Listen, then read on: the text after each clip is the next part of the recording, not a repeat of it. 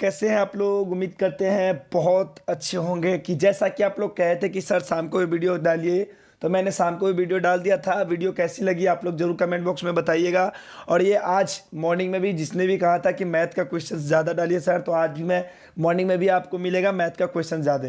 तो चलते हैं आज के फिर से मैथ की दुनिया में। और अच्छे अच्छे प्रश्न लाया हूँ मैं दोस्तों, ध्यान से देखिएगा। बहुत अच्छे, बहुत मज़ा आएंगे और अच्छे अच्छे ट्रिक भी बताएंगे कम समय में ज़्यादा बेनिफिट। तो चलते हैं आज के पहला प्रश्न पे। पहला प्रश्न क्या कहता है दोस्तों, जरा ध्यान से पढ़िएगा, ठीक है। ध्यान से, और कॉपी कलम जरूर निकाल लीजिए दोस्तों, और नोट भी जरूर कर लीजिएगा।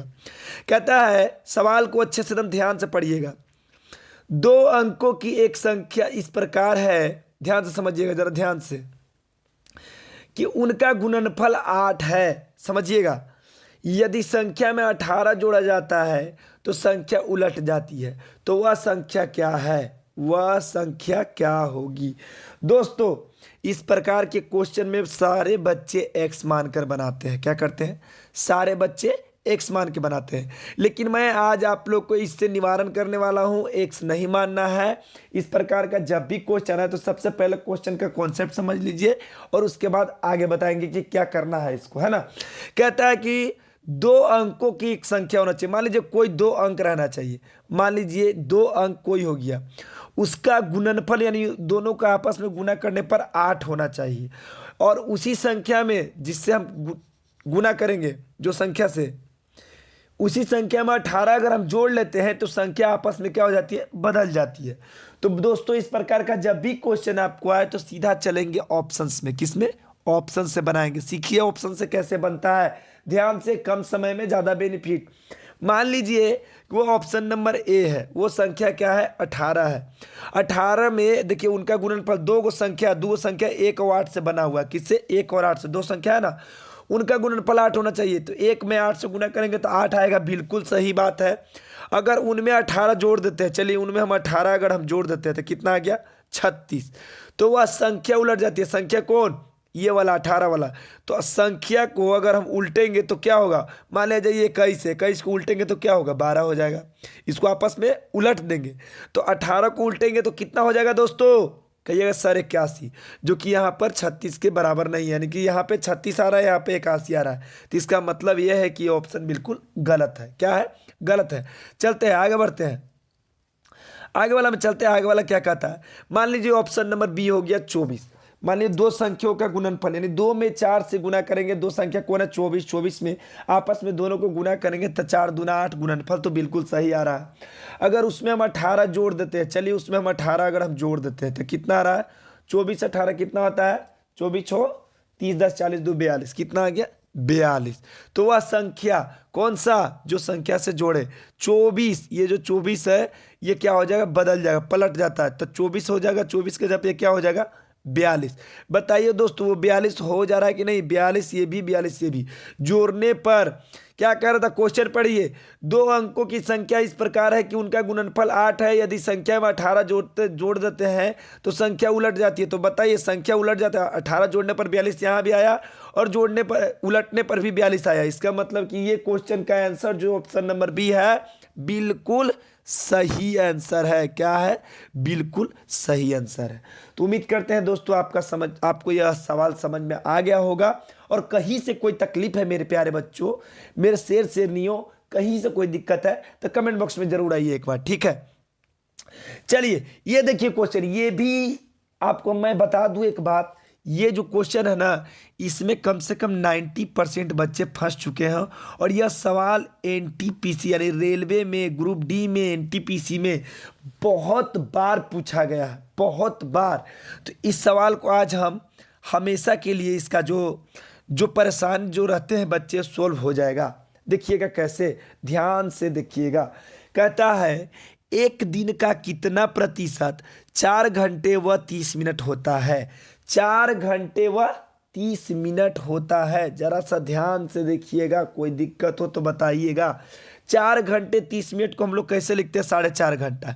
4.5 घंटा कैसे लिखते हैं, 4 पूर्णांक कितना, 1/2, 4.5 घंटा इसे लिखते हैं ना। तो कितना होगा इसका मान, 9/2। कितना होता है, 9/2, 9/2। दो। समझ रहे हैं बात को? कितना होता है 9/2 कर लिए। अब 9/2 को एक दिन में, यानी एक दिन कितने का होता है 24 घंटे का।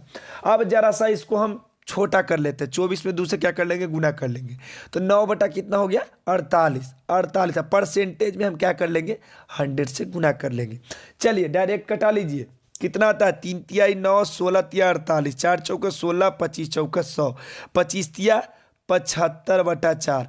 कैसे होगा 75/4 को भागा करेंगे तो 18 चौक 72, 3 75, यानी कि 18.3/4%। देखिए कितना आएगा 18.3/4%। देखिए किस ऑप्शन में है 18 चौक 72, 72 3 75, 75/4 किस ऑप्शन में है दोस्तों? ऑप्शन नंबर ए में।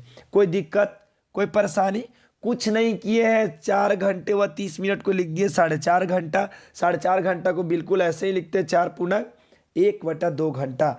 और उसको हम क्या कर लिए 4 दूनी 8, 8 1 9, 9/2 लिख लिए। और 9/2 गया और एक दिन में होता है 24 घंटा। 24 घंटे में क्या किए 2 से गुना कर लिए, 24 दूना 48 हो गया।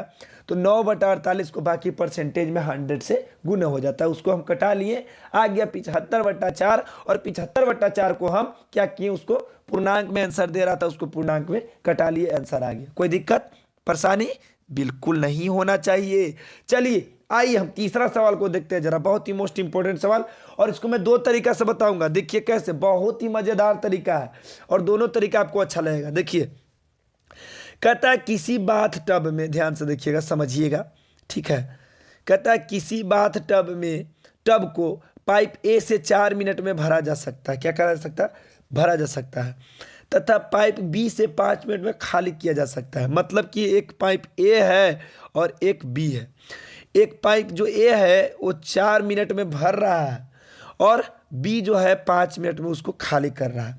मतलब एक का काम है भरना और दूसरे का काम है खाली करना। समझ रहे हैं?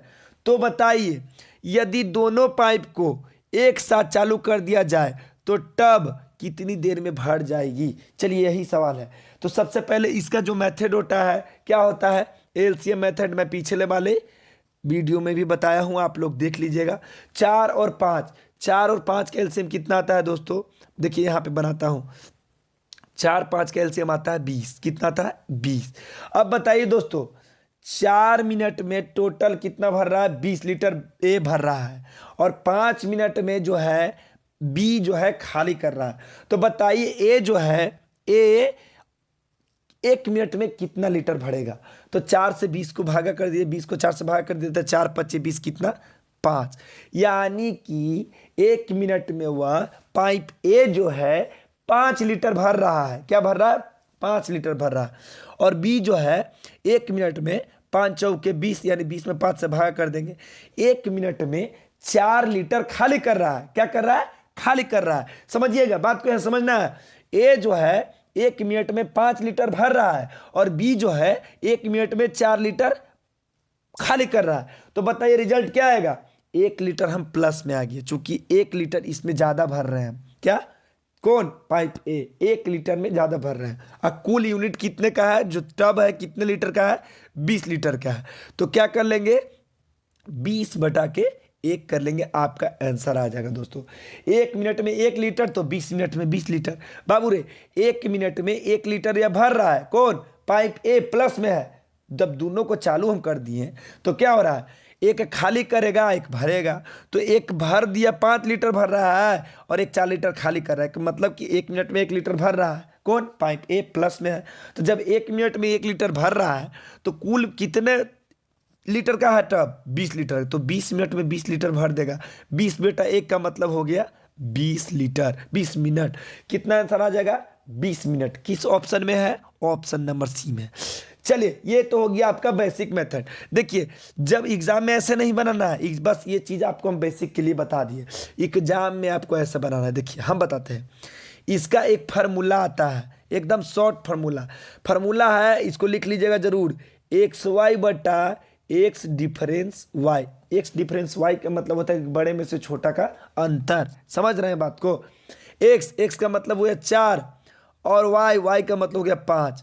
और एक्स डिफरेंस वाई मतलब बड़ा में से छोटा, घटा लेना, 4 डिफरेंस 5, 4 डिफरेंस 5 का क्या होगा, बड़े में से 5 में से 4 घट गया, कितना आ गया 1, 5 चौके 20, 20/1 का मतलब हो गया 20 मिनट। कोई दिक्कत, कोई परेशानी नहीं, तो ऑप्शन नंबर सी आपका बिल्कुल सही होगा। एक लाइन में 10 सेकेंड में बनाना है, तो ये फार्मूला को आपको लिख लेना है, कॉपी पर नोट कर लेना है। कोई दिक्कत हो तो एक बार जरूर बताइएगा, ठीक है। आइए अगला सवाल पे, चौथा नंबर सवाल, ध्यान से देखिएगा। कहता है, देखिए ये भी सवाल जो है ना मोस्ट इंपॉर्टेंट है, आप स्टार जरूर लगाइएगा। क्या जरूर लगाइएगा, स्टार जरूर लगाइएगा। कहता है किरण के पास 50 रुपया तथा 100 रुपया के कुल 85 नोट है। यदि उनके पास कुल धन 5,000 रुपया हो तो 50 रुपया के नोटों की संख्या क्या होगी। जब भी दो नोटों का सवाल करे, जब भी, तो आपको एक्स वाई कुछ नहीं मानना है, सीधा चल जाना है ऑप्शन में। मान लीजिए कि वो 50 के नोट कितना है, 30 है, कितना 30 है, तो बताइए 50 के नोट कितना हो जाएगा, 50 में 30 से गुना कर देंगे, कितना हो जाएगा, बात को समझ रहे हैं ना, 1500, कितना 1500। जब 100 रुपया के कुल नोट कितना है 85 गो, अब 50 के नोट हो गया 30 गो, तब बताइए 100 को कितना हो गया, 85 में से क्या कर देंगे, 30 घटा देंगे, कितना आ जाएगा, 85 में से 30 घटाएंगे तो कितना आएगा, जल्दी बताइए, 85 में से 30 घटाइएगा तो आएगा 55, कितना 55, यानी 100 के नोट कितना हो गए, 100 के नोट 55 यानी 5500। तो बताइए दोस्तों 5500 में अगर 1500 हम जोड़ेंगे तो कितना आएगा, 6000, कितना आएगा 6000, लेकिन कुल धन कितना है 5000 है, तो यहाँ पे कितना आ जा रहा है 6000। इसका मतलब ये है कि ये ऑप्शन गलत है, हमको आना चाहिए कुल धन 5000। कोई दिक्कत, समझ रहे हैं ना, परेशानी, चलिए कोई दिक्कत नहीं है। आइए आगे बढ़ते हैं अगले ऑप्शन में, ठीक है। हम समझाने के लिए इतना टाइम लेना है, आपको टाइम नहीं लेना है, डायरेक्ट आंसर देना है आपको, ठीक है। चलिए मान लीजिए कि वह जो 50 के नोट है वो कितने हैं, 50 है, तो कितने हो गए 50 पचे 2500, 2500 हो गया, कितना 50 के नोट।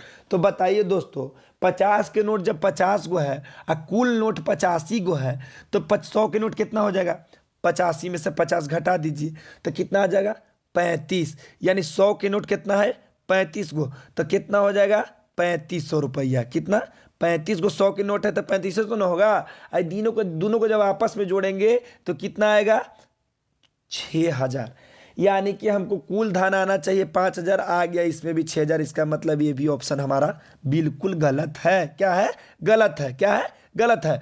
चलते हैं आगे बढ़ते हैं। चलिए मान लीजिए कि वह 50 का नोट कितना 70 गो है, तो 70 में 50 से गुना करेंगे तो कितना है 7 पचे 3500, कितना 3500। जब 50 के नोट 70 गो है और कुल नोट 85 गो है, तो 100 के नोट कितना आएगा, 85 में से 70 घटा लीजिए, आ जाएगा 15, कितना 15। अब 15 को कुल 100 के नोट है बाबू, तो कितना हो गया कुल नोट 1500 हो गया रे, और इन दोनों को जोड़िए 35 15 कितना हो गया 50, यानी 5000 आपका आ रहा है, यानी उसके पास कुल धन कितना 5000। तो हम कौन सा ऑप्शन लेंगे कि हमारा बिल्कुल सही हो जाएगा, तो 50 रुपया के नोटों की संख्या कितना होना चाहिए 70 होना चाहिए, तब जाके उसके पास 5000 रुपया धन होगा। तो बताइए कोई दिक्कत है, परेशानी है तो एक बार जरूर बताइए कमेंट बॉक्स में, कोई दिक्कत है तो, ठीक है। तो ऑप्शन नंबर सी आपका बिल्कुल सही हो जाएगा, और कोई तकलीफ है तो जरूर बताइएगा। चलिए अगला बात, तो ये सवाल आपका आज का होमवर्क का है, जो कि मैं शाम वाले वीडियो में मैथ बता चुका हूं। देखते हैं कितने बच्चे सही आंसर देते हैं दोस्तों। तो चलते हैं, आज के लिए इतना ही दोस्तों, फिर अगले वीडियो में। हाँ, अगर मुझे इंस्टाग्राम पे आप लोग फॉलो नहीं किए हैं तो आर्यन कुमार 13217 मार लीजिएगा, सर्च देखिए ये वाला आर्यन कुमार 13217, क्या है आपका इंस्टा आईडी, क्या है इंस्टा आईडी, आप सर्च कर लेना, आपको आ जाएगा। उसमें फोटो लगा हुआ, किसका लगा होगा देख लेना, आपका डिफेंस का ही, मतलब कोई जॉब का ही लगा होगा, दरोगा का, ठीक है। चलो एसआई का लगा होगा। तो आज के लिए इतना ही दोस्तों, फिर मिलते हैं अगले वीडियो में कल शाम को, अगले वीडियो में रीजनिंग के साथ। जय हिंद, राधे राधे, जय श्री कृष्ण।